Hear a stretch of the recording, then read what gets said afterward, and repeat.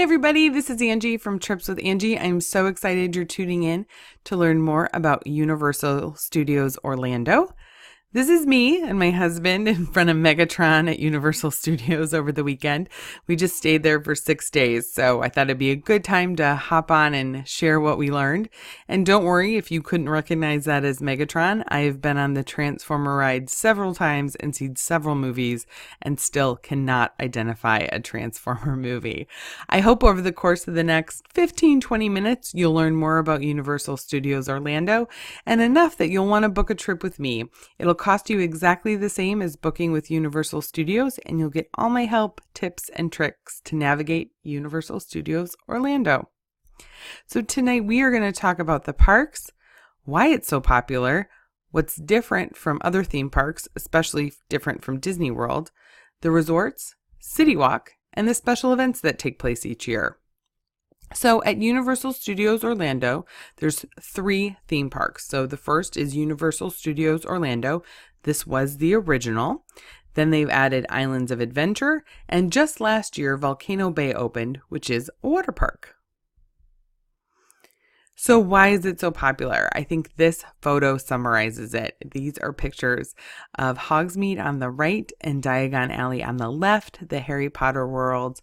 Universal Studios invested in the Harry Potter franchise and it has really paid off. So many people who go to Disney World also carve out a day for Universal Studios, but I think you can have a great vacation at Universal Studios all by itself. So here's what's different. It has more adventurous rides. So this is a place where there's going to be a lot more 48-inch height requirements on the different rides, and this includes the water parks. So the water parks have a lot of height and weight restrictions on the rides there, so you want to be sure to check that out before you make a decision. If you want to add Volcano Bay to your trip, you want to make sure everybody that wants to ride will be able to ride. Now, both parks do have a family area. So in Islands of Adventure, there's a Seuss themed land. And then in Universal Studios, there's a land themed after Curious George and Woody Woodpecker. On the Universal Studios side, that Curious George and Woody Woodpecker land will be under construction. A significant amount of construction is going to start at Universal Studios.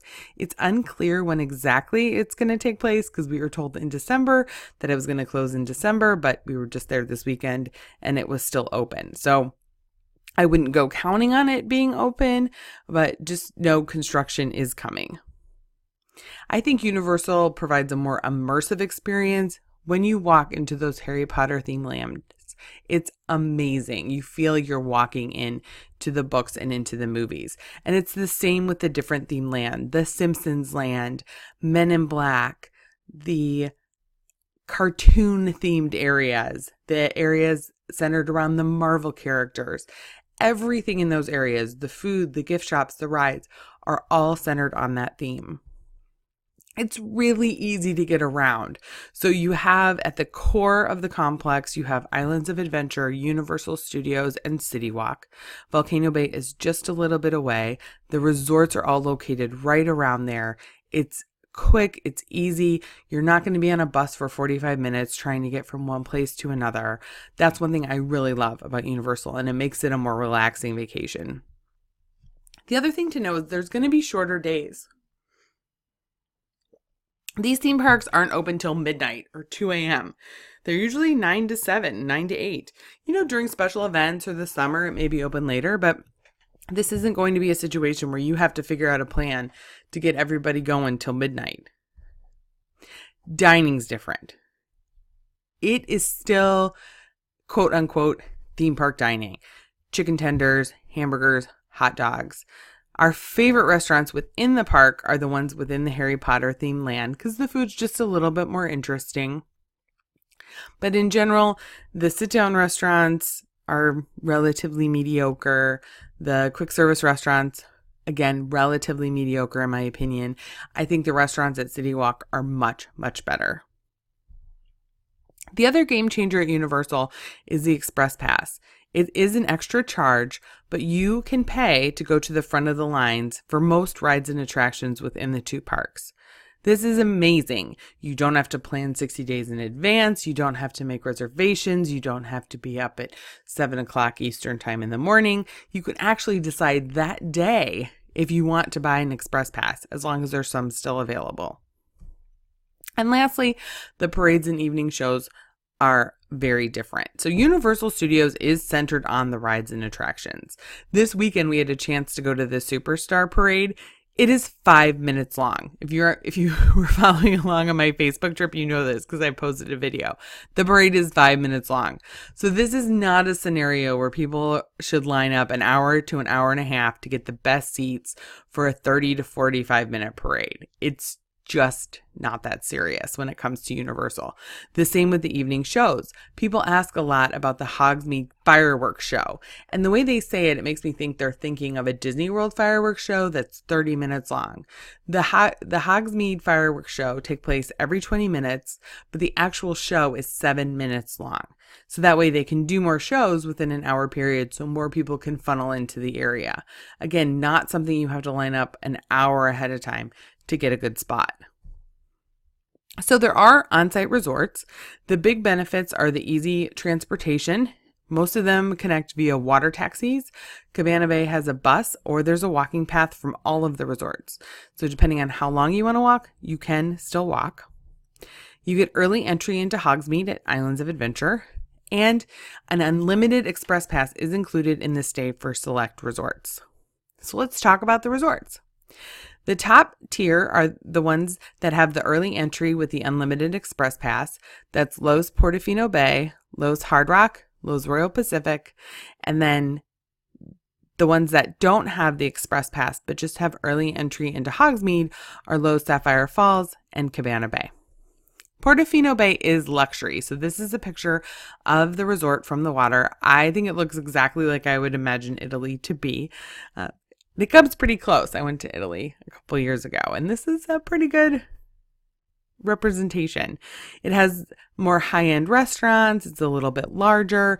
So this is going to be the most luxurious option there.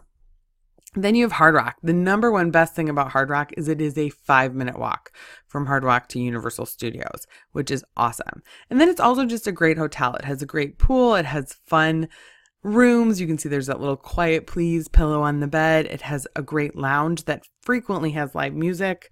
So if people are into music, especially if you're into memorabilia, there's a ton of it scattered throughout the resort.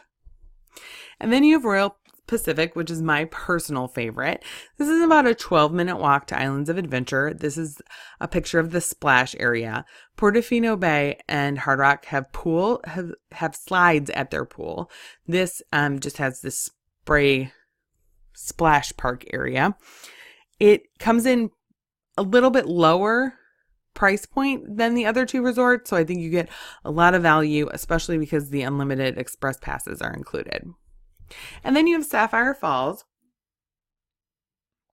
This is the newest of the resorts, and this is going for a cool Caribbean vibe.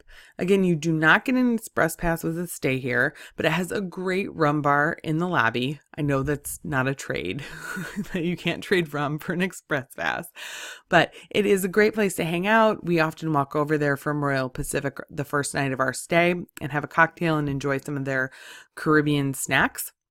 It has a nice pool and connects via water taxi. And then Cabana Bay is really the family-friendly resort. It has larger rooms to accommodate bigger families. It has family suites. It has a fun, lazy river. It has a bowling alley.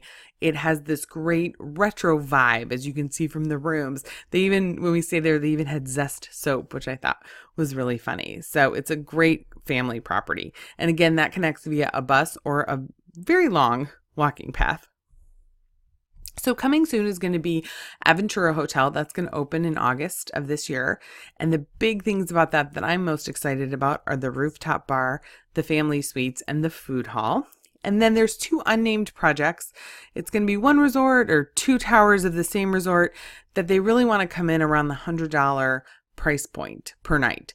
So that's going to be very excited. There's no exact details yet on what it's going to be called or when exactly it's going to open, but keep posted on the Trips with Angie Facebook page, and I'll keep you updated. So then there's City Walk. So City Walk is a huge complex of shops, restaurant, bars, and entertainment. Our favorite restaurants are Cowfish, Emeralds, and the Toothsome Chocolate Emporium. Cowfish is a sushi and burger bar, which I love because we're usually in a situation where we're taking families or groups of people that may not have the exact same taste in food, but it seems like everybody can find something they want at Cowfish. You can just get a regular burger, you can get a fancy burger, you can get sushi. So it kind of hits a good middle ground when you're going with a group. Emerald's is an outpost of the New Orleans chef Emeril Lagasse. It's amazing. It has a fantastic happy hour at the bar. You definitely want to order the roasted oysters. They're delicious. They're made in the pizza oven. And then Toothsome Chocolate Emporium. Everybody raves about this place for the desserts. They give you milkshakes that are basically 2 desserts in one, a milkshake and then another dessert on top of it, like a piece of cake or a cupcake. But I love the salads. They have this amazing superfood salad that has kale and avocado and a lemon dressing, and it's terrific. And it's exactly the kind of meal that I want to keep going in a long day, especially if it's hot outside at Universal. And then they have entertainment. So they have Pat O'Brien's, which has a really fun piano bar. It's themed after the New Orleans Pat O'Brien's. And then Rising Star, which is live band karaoke. Now, some of the bars and clubs have a cover charge depending what time you're going. And that cover charge may be included in your room stay depending on which hotel you're staying at. Then Universal Studios has special events. So we just came from Mardi Gras. This is a special event. It runs February and March. It's included in your ticket. They have marquee concerts every Saturday night, and these are real 1.5 hour long concerts. We saw the Beach Boys last Saturday, and it was phenomenal. It was multi-visual. There were screens and videos, and it was just incredible. And it's all included in your ticket. You don't have to pay anything extra. And then in the afternoon, they set up this French Quarter where they have bands from New Orleans come in and play, stilt walkers, dancers. And then in the evening, they have a parade where they throw beads. And in fact, we got to be on the parade last night and be part of the action. So it's really, really fun. And it was so fun for me because we did this when I was in high school. So when I was in high school, I went to Universal Studios with my family, and we went every night to see the Mardi Gras parade because it was so much fun. Then in the fall are the Halloween Horror Nights. I cannot tell you what these are like because they are way too scary for me. This is a very scary event. It is an extra ticket. It is not included with your ticket. They close the parks a little early. So if you're planning on going in October, you really want to pay attention to what days are the Halloween Horror Nights because the park will close a little bit early. And you go in and they scare the bejesus out of you. Again, I don't know what it's like because it's too scary for me. Then back to included events, they have a great holiday selection. They did a special light show at Hogsmeade this year. They recreate the Macy's Thanksgiving Day Parade. And they have a very fun stage show around the Grinch That Stole Christmas. I love going. It's hard to get in the holiday mood when you live in Florida, but seeing the theme parks all decorated and seeing all the shows and the parades definitely helps. So then last, if you have any questions, please let me know. Post them in the comments below. I have more upcoming Facebook nights. So there'll be one February 20th on Disney Cruises and both ocean and river cruises, and then February 27th on Aruba.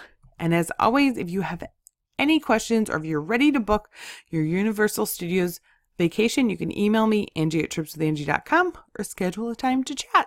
Thanks so much.